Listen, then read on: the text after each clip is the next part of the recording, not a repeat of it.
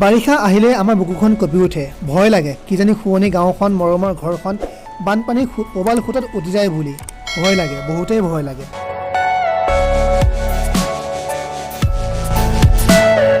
আমাৰ অসমত বৰ্তমান সময়ত সকলো ফালৰ পৰাই বিপদে হেঁচা মাৰি ধৰিছে। মানৱ জাতিৰ জীৱনলৈ যেতিয়া বিপদ আহে সকলো ফালৰ পৰাই হেঁচা মাৰি ধৰে।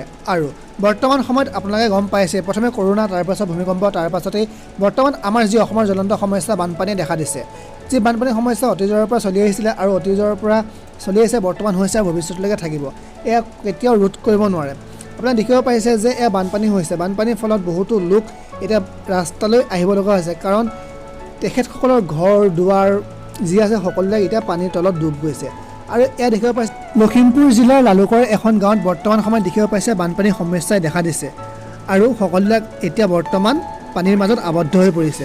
কিছুমান ব্যস্ত পানী চোৱাত, কিছুমান ব্যস্ত পানী খেলাত আৰু কিছুমান ব্যস্ত মাছ ধৰাত।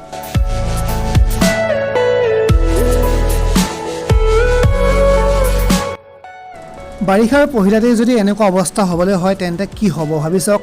আমাৰ অসমত বৰ্তমান সময়ত বহুতো সমস্যাই দেখা দি আছে আৰু কি হ'ব কি নহয় বৰ্তমান ভাবিলে কিবা ভয় লগা হৈছে যে আমাৰ পৃথিৱীখন কি হ'বলৈ গৈ আছে। সকলোবিলাক মাতো বিপদৰ মাজত আমি জীয়াই আছোঁ।